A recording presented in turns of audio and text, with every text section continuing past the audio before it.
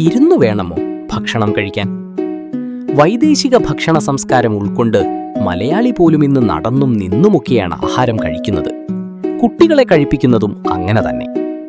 എന്നാൽ ചാണകം മെഴുകിയ തറയിൽ പനയോല തടുക്കിൽ ചമ്പ്രം പടിഞ്ഞിരുന്ന് മുന്നിലെ തൂശനിലയിൽ ഭക്ഷണം കഴിക്കാനാണ് ആദ്യമേ മലയാളി ശീലിച്ചത്. കൂടാതെ പലകയിട്ട് അതിൽ ചമ്പ്രം പടിഞ്ഞിരുന്ന് ഭക്ഷണം കഴിക്കാനും മലയാളിക്കേറെ താൽപ്പര്യമായിരുന്നു. ആ കാലമൊക്കെ പോയി. ഇന്ന് ഊരാൻ പറ്റാത്ത ഷൂസുകളോടെ കാലിന്മേൽ കാല് കയറ്റിവെച്ച് ടേബിളിനു മുന്നിലിരുന്ന് ടെലിവിഷൻ ആസ്വദിച്ച് ഭക്ഷണം കഴിക്കുന്നതിനേക്കാൾ ഭംഗിയുണ്ടായിരുന്നു അന്നതൊക്കെ കാണാൻ. യഥാർത്ഥത്തിൽ അങ്ങനെ നിലത്തിരുന്ന് ഭക്ഷണം കഴിച്ചതിന് പിന്നിൽ ശാരീരിക ഗുണകരമായ ചില നാട്ടറിവുകൾ ഉണ്ടായിരുന്നു എന്നതാണ് സത്യം.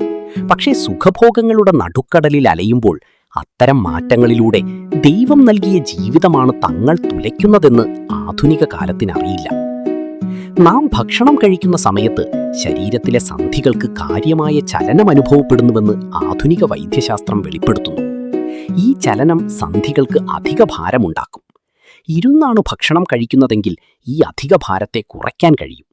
മാത്രമല്ല, നിന്നു ഭക്ഷണം കഴിച്ചാൽ അമിത ഭക്ഷണം കഴിക്കാനുള്ള സാഹചര്യവും ഉണ്ടാവുകയാണ്. തട്ടുകടകളിൽ നിന്നോ മറ്റോ ആണെങ്കിൽ കഴിച്ചതു പോരാ എന്ന് തോന്നുകയും വീണ്ടും ഓർഡർ കൊടുക്കുകയും ചെയ്യും. അമിത ഭക്ഷണം ആരോഗ്യത്തിന് ഗുണം ചെയ്യില്ലെന്ന് ശാസ്ത്രം പറയുന്നു. മുഴുവയർ കഴിക്കാതെ ശീലിക്കുന്നവർക്ക് സ്വാഭാവിക അസുഖങ്ങളും കുറഞ്ഞിരിക്കുമെന്ന് ആരോഗ്യ സംഘടനകളുടെ പ്രതിവാര കുറിപ്പുകൾ ചൂണ്ടിക്കാട്ടുന്നു. ചുരുക്കത്തിൽ, ശരീരത്തിന് ആയാസമില്ലാതെ ആരോഗ്യത്തിന് കോട്ടം തട്ടാതെ ഇരുന്ന് ഭക്ഷണം കഴിക്കുന്നതാണ് ഉത്തമം.